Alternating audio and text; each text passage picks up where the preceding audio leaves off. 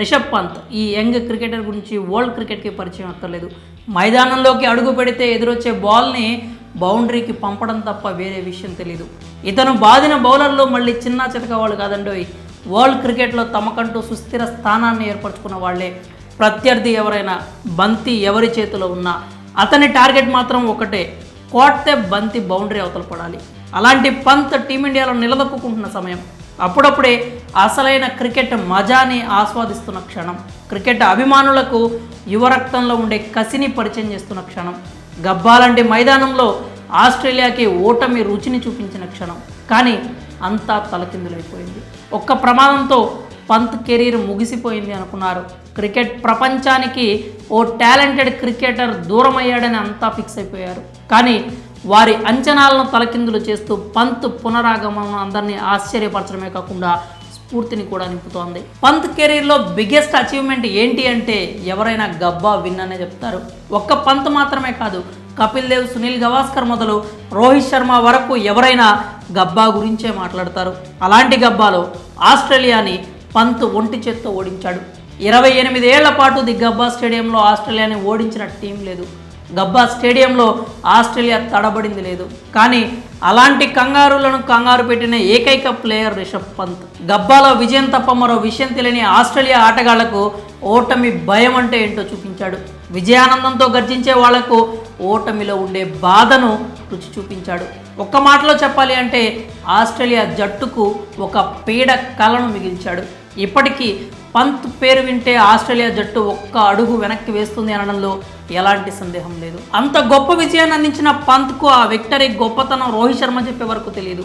పంత్ దానిని ఒక సాదాసీదా విజయం అనుకున్నాడు. ఓడిపోవాల్సిన సిరీస్ను గెలిచామనుకున్నాడు. పంత్ అలా అనుకోవడంలో తప్పులేదు. ఎందుకంటే పంత్ అప్పుడు 23 ఏళ్ల కుర్రాడు. కెరీర్లో అప్పుడప్పుడే నిలదొక్కుంటున్నాడు. అలాంటి రిషబ్ పంత్ జీవితంలో ఆ ప్రమాదాన్ని ఎవ్వరూ ఊహించుండరు. నిజానికి అది పంత్కు మాత్రమే కాదు, మొత్తం టీమిండియా అభిమానులకు కూడా ఒక పీడకల లాంటిది. ఆ ప్రమాదం తర్వాత పంత్ తిరిగి టీమిండియాలోకి రావడం దాదాపుగా అసాధ్యమని అనుకున్నారు. ఆ ప్రమాదం నుంచి రిషబ్ పంత్ అదృష్టవశాత్తు బయటపడ్డాడు. అతని కాళ్ళు కూడా తీసేసే పరిస్థితి అది. ఇలాంటి సమయాల్లో ఎవరైనా, ఏ స్టార్ ప్లేయర్ అయినా ఖచ్చితంగా డిప్రెషన్లోకి వెళ్తారు. పైగా పంత్ వయసు అప్పుడు 23 ఏళ్ళు. క్రికెట్ తప్పితే అతనికి మరో లోకం కూడా తెలియదు. అలాంటి కుర్రాడు మానసికంగా ఒత్తిడికి లోనవ్వడం, తన జీవితంపై ఆశలు వదులుకోవడం పెద్ద విషయం కాదు. కానీ పంత్ అంటే ఏంటో తన కుటుంబానికే కాదు, ఈ ప్రపంచానికి కూడా అప్పుడే తెలిసి వచ్చింది. మైదానంలో మొండిగా ఆడటమే కాదు, జీవితంలో కూడా అంతే మొండిగా సమస్యలను ఎదిరించి నిలబడతాడు అనే నమ్మకం కలిగింది. రిషబ్ పంత్ ఆ ట్రాన్స్ నుంచి, ఆ ప్రమాదం నుంచి చాలా త్వరగా కోలుకున్నాడు. ఆసుపత్రి బెడ్ మీద కదలలేని స్థితిలో ఉన్నప్పుడు కూడా అతని మానసిక స్థితి ఎంతో నిశ్చలంగా ఉంది. ఎందుకంటే శారీరకంగా కోలుకోవడానికంటే ముందే మానసికంగా తనని తాను సంసిద్ధం చేసుకున్నాడు. ఏ ప్రమాదం తనకు ప్రాణమైన క్రికెట్ను వేరు చేయలేవని గ్రహించాడు. తాను తిరిగి క్రికెట్ ఆడాలి అంటే ఏం చేయాలి అనే విషయాన్ని అర్థం చేసుకున్నాడు. తనకు ఏం జరిగినా తిరిగి క్రికెట్ ఆడగలను అని నిరూపించాడు. ఆసుపత్రిలో చికిత్స, సర్జరీలకు తట్టుకున్నాడు. ఆ తర్వాత ఫిజియోథెరపీ చేయించుకున్నాడు.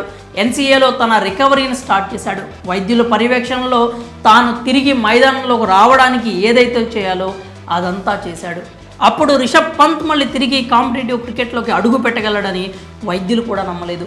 మోకాలు డిస్లొకేట్ అయిన ఒక వ్యక్తి ఇలాంటి ఫిట్నెస్ సాధిస్తాడని వాళ్ళు కూడా నమ్మలేదు.